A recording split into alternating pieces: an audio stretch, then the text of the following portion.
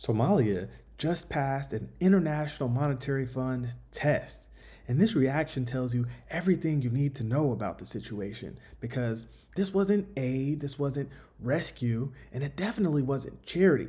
This is documentation, and documentation is power. Somalia secured approval for a $40 million IMF program adjustment, and suddenly analysts sound shocked. Not because the process was unclear or the rules changed, but because Africa followed them quietly, consistently, and on paper. For a country global media tried to freeze in time decades ago, this isn't a comeback story. It's proof of consistency. Somalia didn't change overnight. The narrative is just running out of excuses. And remember, if you want more Africa First stories that Western media often ignores, hit subscribe because we don't chase the headlines, we chase the truth behind them. The National Monetary Fund Exclusive Board has approved a significant boost to Somalia's extended credit facility program, providing an additional $40 million to support the country's ongoing economic reform efforts. The approval includes an immediate disbursement of $30 million. The decision comes after the completion of the fourth review of Somalia's ECF agreement, initially approved in December of 2023, which aims to strengthen key economic institutions, enhance governance, and ensure macroeconomic stability as part of the National Transformation Plan and Centennial Vision of 2060. Despite facing domestic and global challenges such as cuts in foreign aid, recurrent climate shocks, and broader economic uncertainty, Somalia has maintained stronger performance under the program. The IMF commended the country's progress in domestic revenue collection, public finance management, and modernization of customs and tax administration.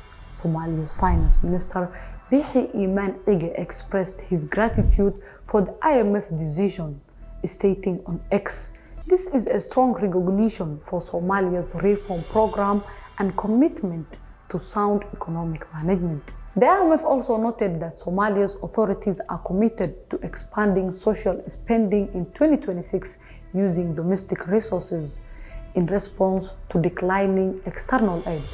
The funding emphasized the importance of continued donor support, reforms in governance, and climate resilience in sustaining Somalia's economic recovery. So let's slow this down, right? Somalia is operating under an IMF extended credit facility, a multi-year framework with clear benchmarks. This $40 million wasn't a surprise payment or emergency lending or a bailout. It was triggered after another successful review. That means fiscal targets have been met, audits have been completed, systems are properly functioning, and institutions are holding. So in other words, processes, right? Years of public finance reform, revenue tracking, and institutional rebuilding have led here. The kind of work that never trends online, but it always compounds, right? So the reaction from Western commentary suddenly sounds stunned, as if Somali competence is still treated like a plot twist, right? So apparently African governance is still considered a miracle instead of the goal, right? So the insight here is, let's clear the noise, right? People think this headline means that Somalia needed IMF money. But the truth is this approval came after benchmarks were met, not before. So again, this is not emergency financing, it's reinforcement of an existing trajectory. So the IMF didn't decide that Somalia was ready, right? Somalia approved it through the audits, through the reporting, and in execution. So when institutions do what they've always done with evidence, and that piles up, they receive adjustments, right? So Africa isn't trying to be believed anymore. Africa is documenting, right? And documentation beats narrative every time. That's why they always say, where are the receipts, right? Power doesn't argue. Power just submits the receipts. So let's talk about the ripple effects because this is where power shows up, right?